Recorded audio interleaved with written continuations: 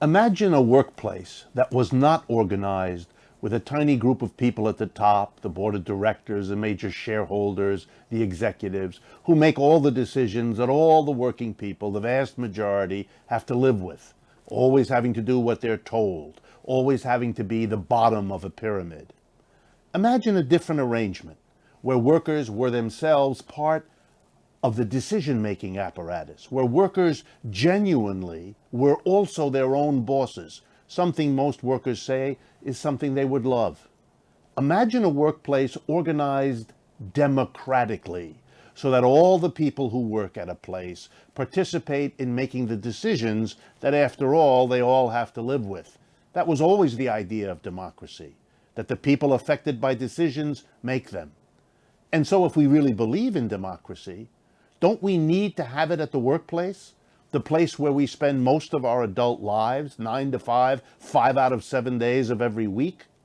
That's where democracy belongs more than anywhere else. That's where it matters the most. And yet we've not allowed that. We've talked for 2 centuries about democracy where we live, in our neighborhoods, in our communities, our cities, our towns, our nations. And it belongs there for sure.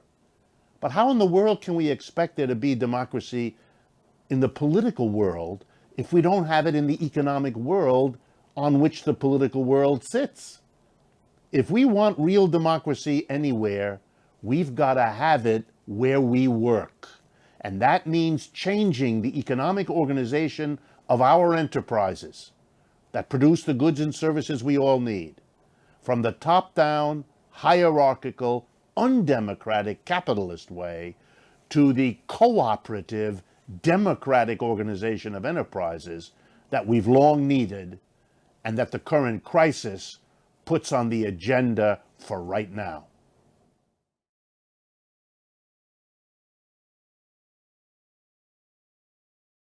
Nothing has been so important for hundreds, even thousands of years of human civilization as the question of the distribution of income.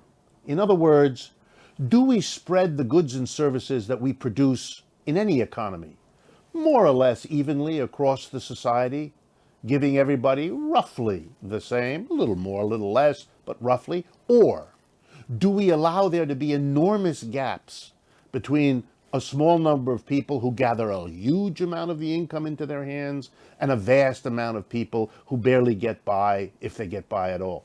Which do we want? Equal incomes? Unequal incomes? Slightly unequal? Vastly unequal? That question has led a large number of people to the conclusion that while some inequality is acceptable, it should be kept within limits.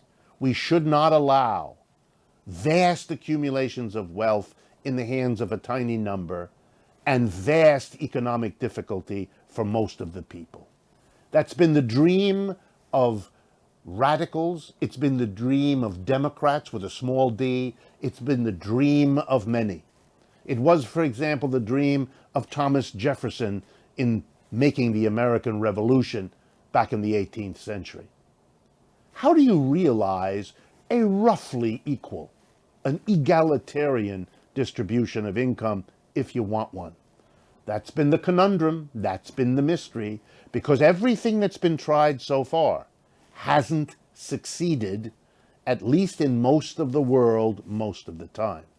And one reason is that the people who wanted a more equal distribution of income didn't understand that in order to get that, you have to change the way enterprises, firms, companies, whatever you call them, how they're organized. Let's see how that works. Today, in a capitalist organization, which is what we mostly have, a tiny group of people at the top make the key decision. The major shareholders of companies, a small group of people, and the board of directors that they select, a group of people numbering 15 to 20 at most.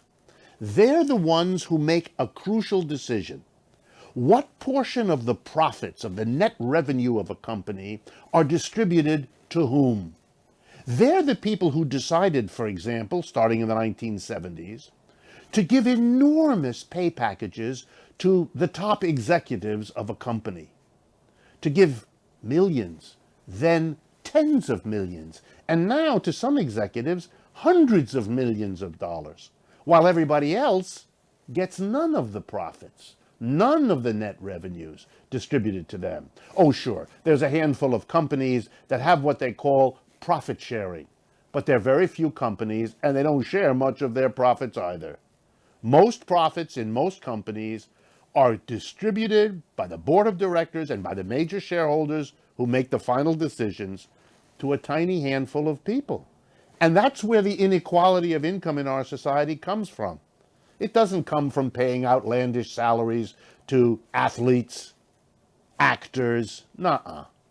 The bulk of wealth in this country accrues to people who get it either in high salaries as executives or in dividend payments because they're major shareholders and have a lot of shares. If we had a worker self-directed enterprises, if the workers in every enterprise collectively and democratically made the decisions, they would also make the decisions of how to distribute the net revenues or profits of the companies whose profits, after all, their labor creates. And guess what? Every poll shows, every study shows the same. The workers, if they made it directly, collectively, democratically, would never give a tiny number of people vast income while everybody else has a problem. Majority rule would dictate that you distribute the income in a much less unequal way. There might still be more for this kind of work and less for that. More for this official than less for that. More for this worker whose work is difficult or dirty or hard in one way or another. Sure. But in general, working people together in a community organized workplace would distribute the profits of enterprise in a much less unequal way. There's a way to get greater equality of income that will work. And it will show why and how trying to get greater equality without changing the workplace has been such a difficult and ultimately unsuccessful approach.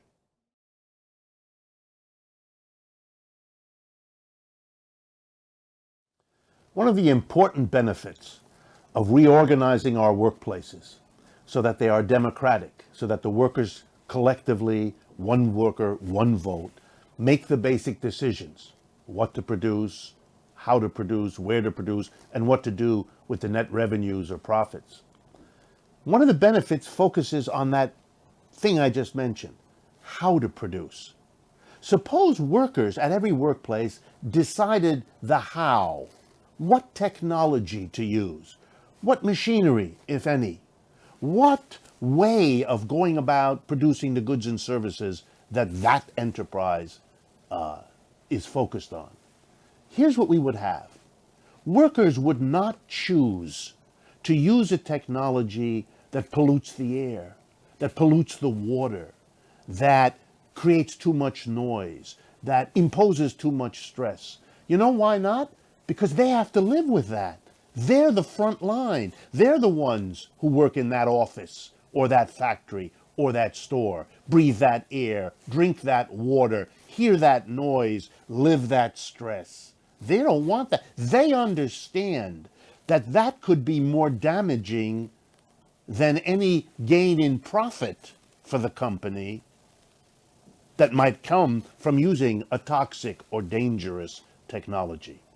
Think how different that is from a capitalist enterprise, where a board of directors, perhaps 1,000 miles away, and major shareholders, maybe even further away, they make the decision about which technology to use, what machine, what chemical, and so forth. They make that decision about the bottom line. They want maximum profits. And if they have to use something that isn't so great, but it makes profits better, they'll likely do that. But the workers on the workplace, if they had democratic decision-making, they wouldn't.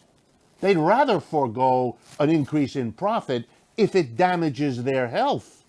And remember, if it does, and they have to go to a doctor or they suffer medical consequences, they might have to end up paying more privately than even the profit was to the company. But because the company gets the profit, but the worker gets the medical bill, the decisions are different.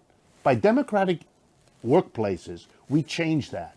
We will get a decision-making apparatus that will be more likely to respect the environment than anything we see in a capitalist enterprise today.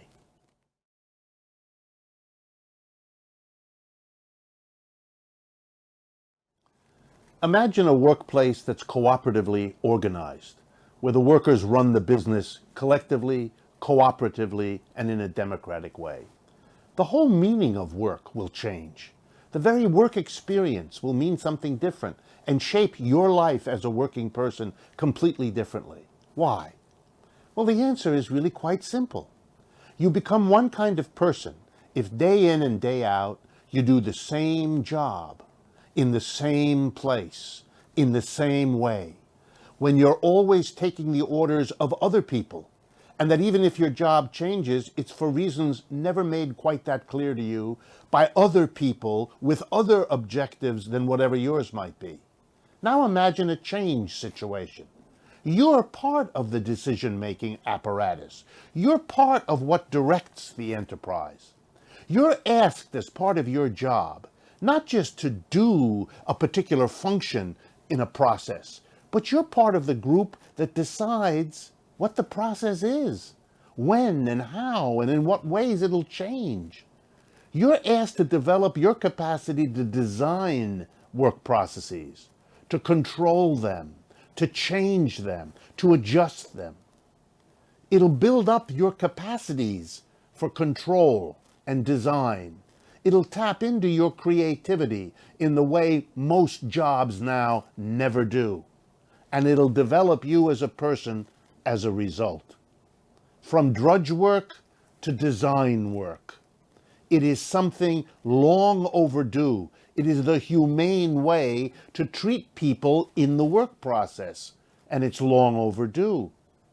Now, some people may say, and I've heard it, well, I don't want to be responsible for things on the job.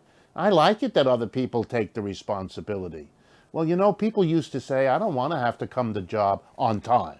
And I don't want to have to come to the job healthy and prepared. And I don't want, there's a lot of things we don't want, but yet if we're required to do them, they build us up. They develop us as people. They enhance our capabilities and capacities. More important than coming on time is the quality of the work experience. Yes, in a cooperative, democratic work process, everybody is required to do their share. It's part of what work means. And we should have been doing it all along.